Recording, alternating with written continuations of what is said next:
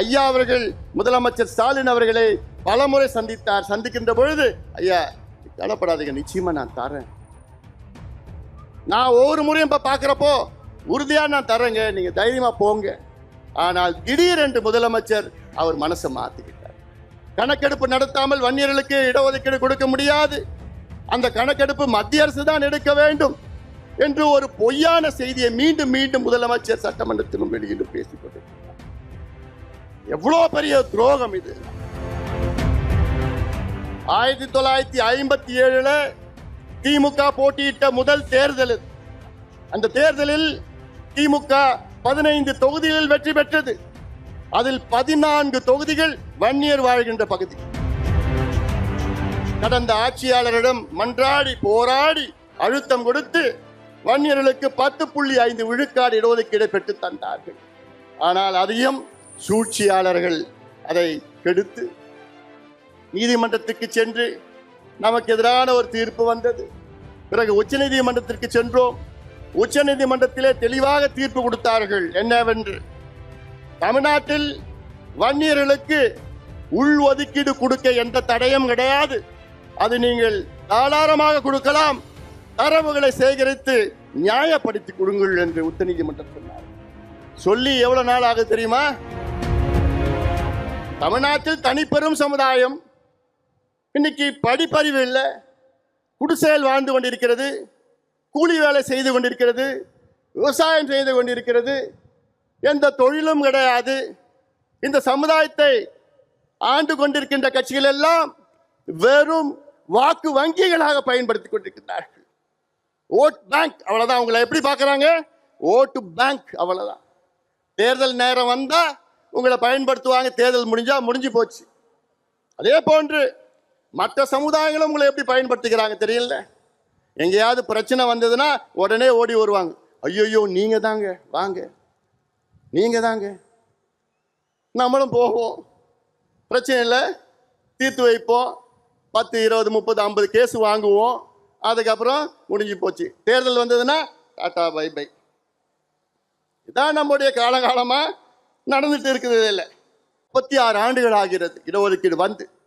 ஆனால் 36 ஆண்டுகள் ஆகியும் இன்று நமக்கு சரியான முறையிலே வேலை வாய்ப்பு இல்லை, நமக்கு சரியான முறையிலே கல்வி கிடைக்கவில்லை. அதனால்தான் ஐயா அவர்கள் மீண்டும் போராடி, கடந்த ஆட்சியாளரிடம் மன்றாடி போராடி அழுத்தம் கொடுத்து வன்னியர்களுக்கு 10.5 விழுக்காடு இடஒதுக்கீடு பெற்று தந்தார்கள். ஆனால் அதையும் சூழ்ச்சியாளர்கள் அதை கெடுத்து நீதிமன்றத்துக்கு சென்று நமக்கு எதிரான ஒரு தீர்ப்பு வந்தது. பிறகு உச்சநீதிமன்றத்திற்கு சென்றோம். உச்சநீதிமன்றத்திலே தெளிவாக தீர்ப்பு கொடுத்தார்கள். என்னவென்று, தமிழ்நாட்டில் வன்னியர்களுக்கு உள் ஒதுக்கீடு கொடுக்க எந்த தடையும் கிடையாது, அது நீங்கள் தாராளமாக கொடுக்கலாம், தரவுகளை சேகரித்து நியாயப்படுத்தி கொடுங்கள் என்று உச்சநீதிமன்றம் சொன்னார்கள். சொல்லி எவ்வளவு நாள் ஆகுது தெரியுமா? தீர்ப்பு வந்து எவ்வளவு நாள் ஆகுது தெரியுமா? 1136 நாட்கள்.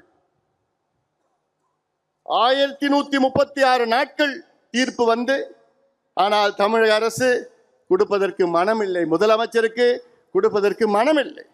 எத்தனையோ முறை முதலமைச்சருக்கு நாங்கள் இப்போ பார்த்தோம், எத்தனையோ முறை சந்தித்தோம். ஆனால் முதலமைச்சர் அவர்கள் தொடக்க காலத்தில் நன்றாக எங்களை வரவேற்றார், நிச்சயமாக கொடுப்பேன் என்று நம்பிக்கை கொடுத்தார்கள்.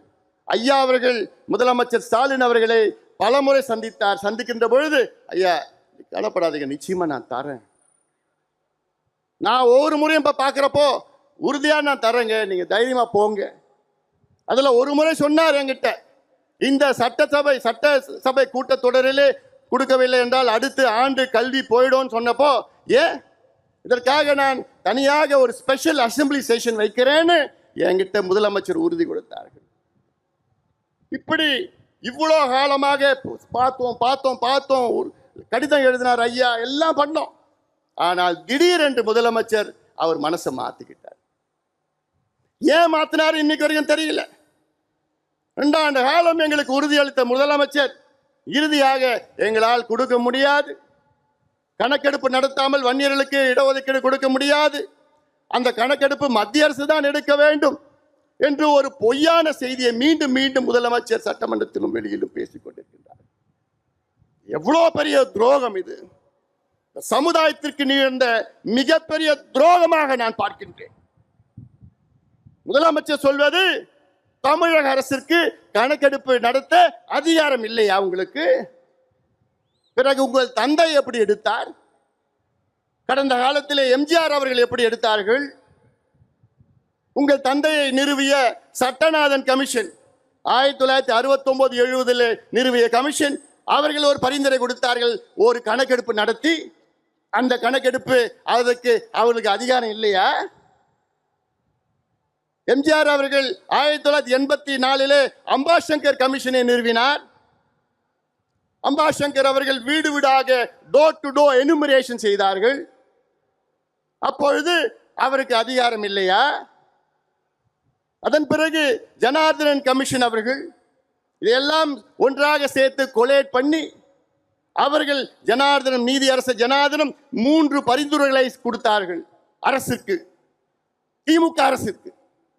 ஒன்று, அருந்ததியர்களுக்கு 3 விழுக்காடு உள்ஒதுக்கீடு கொடுக்க வேண்டும் என்று நீதியரசு ஜனார்தனம் பரிந்துரை கொடுத்தார். அதை அப்படியே கலைஞர் அவர்கள் ஏற்றுக்கொண்டார். அருந்ததியர்களுக்கு உள்ஒதுக்கீடு கொடுத்தார். இரண்டாவது பரிந்துரை ஜனார்தன் அவர் கொடுத்தது, இஸ்லாமியர்களுக்கு 3.5 விழுக்காடு உள்ஒதுக்கீடு பிசியிலே கொடுக்க வேண்டும் என்று கொடுத்தார். அதையும் கலைஞர் அவர்கள் அப்படியே ஏற்றுக்கொண்டார். இதே நீதியரசு ஜனார்தன் மூன்றாவது பரிந்துரை என்ன? வன்னியர்களுக்கு 13.1 விழுக்காடு தனி ஒதுக்கீடு கொடுக்க வேண்டும் என்று அந்த பரிந்துரையும் கொடுத்தார். அதை மற்றும் கலைஞர் ஏற்றுக்கொள்ளவில்லை. அதை மற்றும் குப்பையிலே தூக்கிவிட்டார், வீசிவிட்டார்.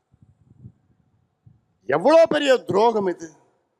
எவ்வளவு பெரிய துரோகம் இது! உங்களுக்கு எங்களுடைய வாக்குகள் மட்டும் வேண்டும்.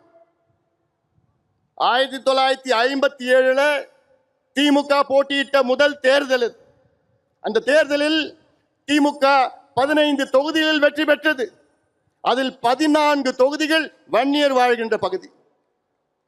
1962 திமுக 50 தொகுதிகளை வெற்றி பெற்றது.